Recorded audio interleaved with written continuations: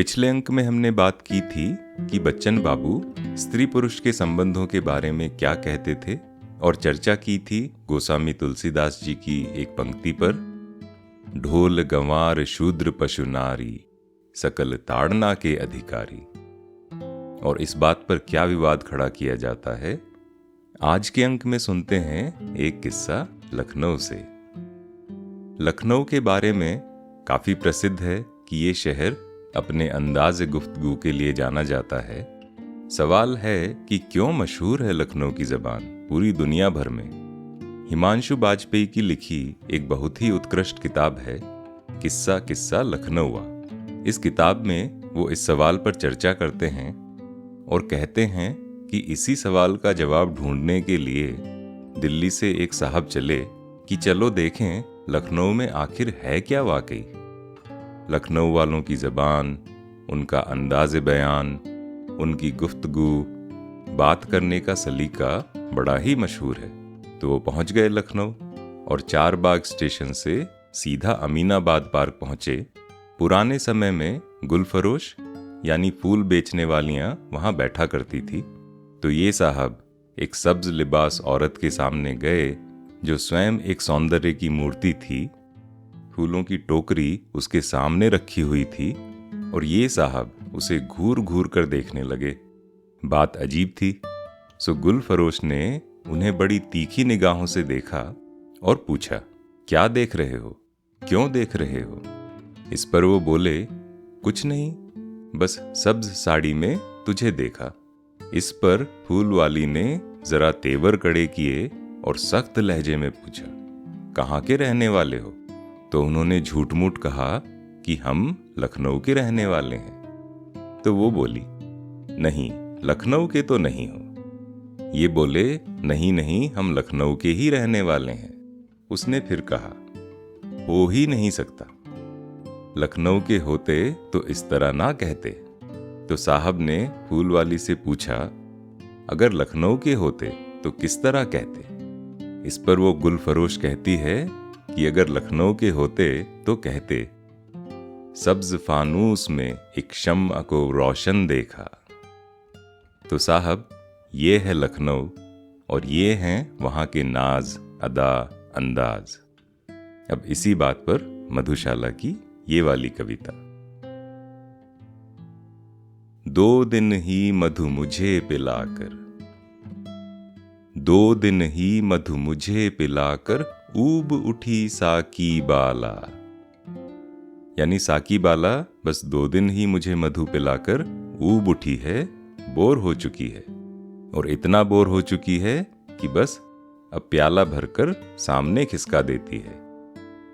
2 दिन ही मधु मुझे पिलाकर ऊब उठी साकी बाला, भरकर अब खिसका देती है वह मेरे आगे प्याला। भरकर अब खिसका देती है वह मेरे आगे प्याला।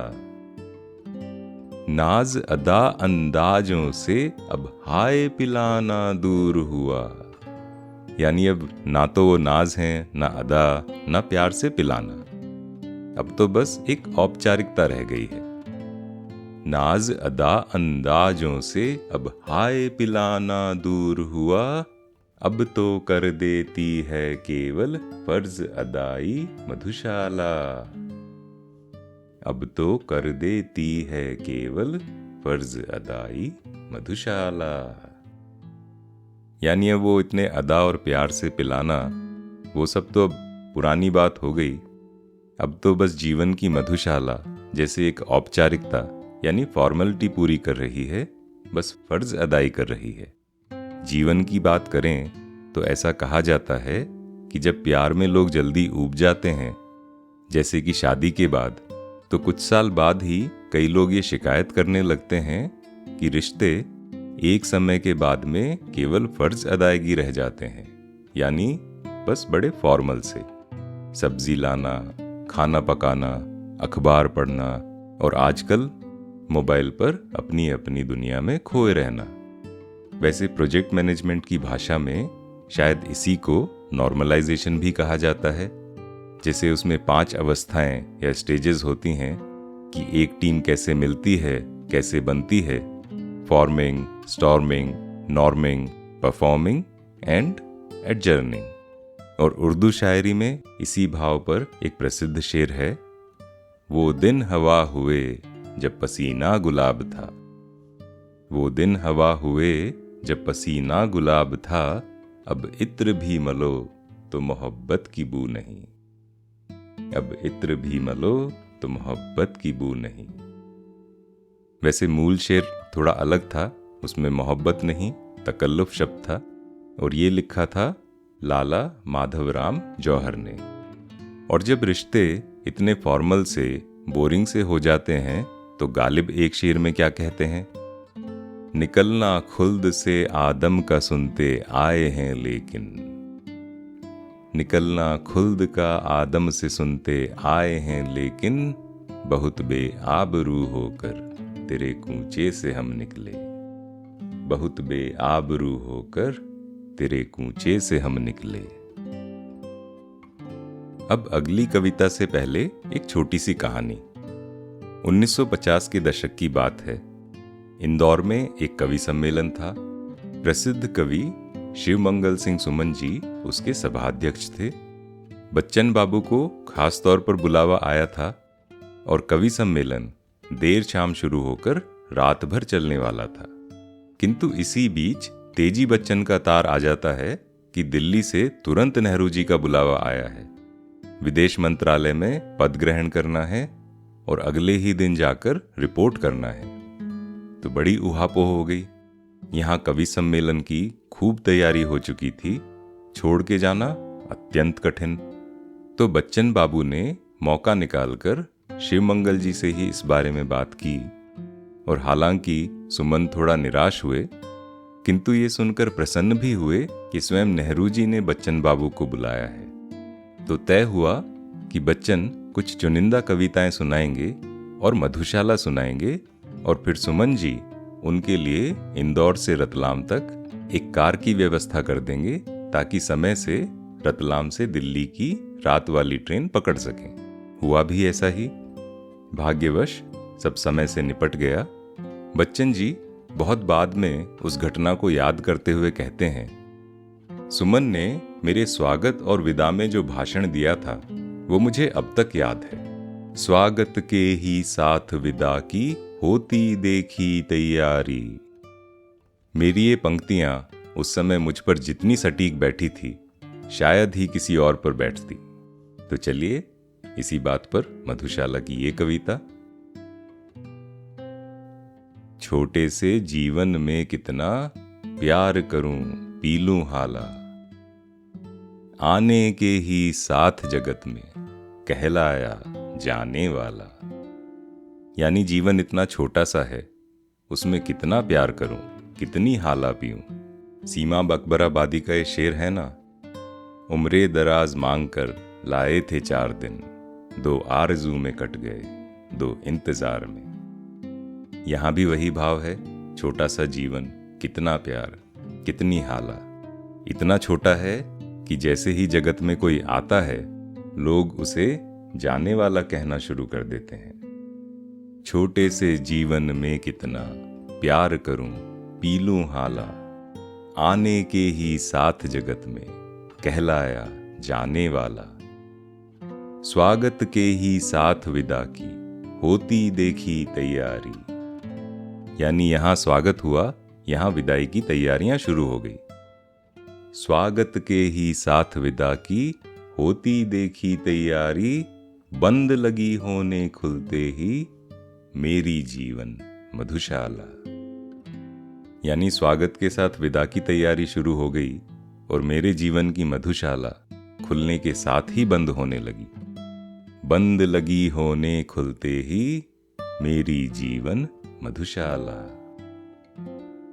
बच्चन जी ने अपने खुद के और पड़ोसियों, दोस्तों के परिवारों में हल्की फुल्की बीमारियों से होने वाली इतनी मृत्यु देख ली थी कि वो बीमारियों से तो नहीं, किंतु उनके उपचार से अवश्य डरने लगे थे। होता ये था कि कविराज बीमार पड़ते तो अधिक जोर शोर से काम करने लगते। वो स्वयं को राक्षस बुलाते हैं, वो कई बार कहते हैं कि मेरे अंदर आसुरी शक्तियां हैं, बुखार अपना काम करेगा, मैं अपना काम करूंगा। वो इसके बारे में अपनी आत्मकथा में भी बताते हैं और उन्हीं के शब्दों में सुनते हैं। बुखार की गर्मी और तेजी में तो मैं और जोश के साथ पढ़ा था। मजदूरी करके अपनी रोटी कमाने वाले को बीमार पड़ने का क्या अधिकार है? बीमारी तो अमीरों की दोस्त है, गरीबों को उसे अपने पीछे नहीं लगाना चाहिए। और बुखार वो तो एक तरह की आग है जिससे अनुभूतियों में ताप आता है, जिसमें गल पिघल कर हृदय ढलता है। एक तरह की भट्टी जो मेरे विचार, भाव, कल्पनाओं को उबाल देकर उच्छलित करती। खैर, बुखार के उपचार को लेकर मैंने टालम टोल की तो श्यामा ने ब्रह्मास्त्र छोड़ दिया कि मैं जब तक डॉक्टर को नहीं दिखाऊंगा वह खाना नहीं खाएगी। अब ब्रह्मास्त्र छोड़ा है, असर तो होना ही था, बात माननी ही पड़ी। कविराज डॉक्टर से मिले और डॉक्टर ने एक लंबा चौड़ा नुस्खा बना के दिया जो मौत के परवाने जैसा लगा। कविवर सोचते हैं, क्या मेरी विदा का समय आ गया? क्या इतने ही दिनों के लिए आया था? इतने ही गाने, इतनी ही कविताएं, इतना गुनगुनाना, केवल इतना श्रम संघर्ष करने, इतने दुख, इतने संकट उठाने। स्वागत के ही साथ विदा की होती देखी तैयारी, बंद लगी होने खुलते ही मेरी जीवन मधुशाला। बच्चन जी आगे कहते हैं, मैंने डॉक्टर बीके मुखर्जी के पास जाकर कहा, डॉक्टर साहब, आपका इलाज बहुत ही महंगा है, मेरे पास तो इतने पैसे ही नहीं हैं। इसके पूर्व कि मैं कुछ और कहूं या पूछूं तो उन्होंने अपने बदनाम मुंहफट स्वभाव से कहा, पैसे नहीं हैं तो जाओ मरो। ये अपमान भी था और एक तरह की चुनौती भी। और बच्चन बाबू को जीवन में चुनौती से बहुत बल मिलता था। धार को भी अति प्रबल विपरीत उसके मोड़ देता, मैं स्वयं करता रहा हूं जिस तरह प्रतिरोध अपना, मानवों में कौन मेरा उस तरह से कर सकेगा। खैर, फिर किसी ने कविराज को आयुर्वेदिक पद्धति की स्नान चिकित्सा बताई कि क्या खाना है, कैसे नहाना है, कुछ आदतों में बदलाव, आदि आदि। कठिन था, किंतु जब संपूर्ण इच्छा शक्ति से ये सब किया तो मसला हल हो ही गया और कविराज बीमारी से सुरक्षित निकल आए। राह पकड़ तू एक चला चल, पा जाएगा मधुशाला। आज यहीं विराम। अगले अंक में बात करेंगे जीवन के घुमावों की। जब बच्चन बाबू को नेहरू ने दिल्ली में विदेश मंत्रालय के हिंदी विशेषज्ञ के रूप में नियुक्त किया था, उस समय देश में अंग्रेजी का हिंदीकरण किस तरह की तिकड़म से निकल रहा था। तो चलिए मिलते हैं अगले अंक में।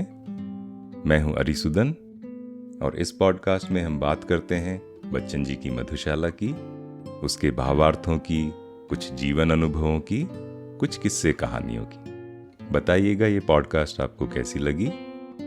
तो मिलते हैं अगले अंक में। तब तक स्वस्थ रहें, प्रसन्न रहें, अच्छा स्नान करते रहें, अच्छा खाते रहें, अच्छी चाय कॉफी पीते रहें।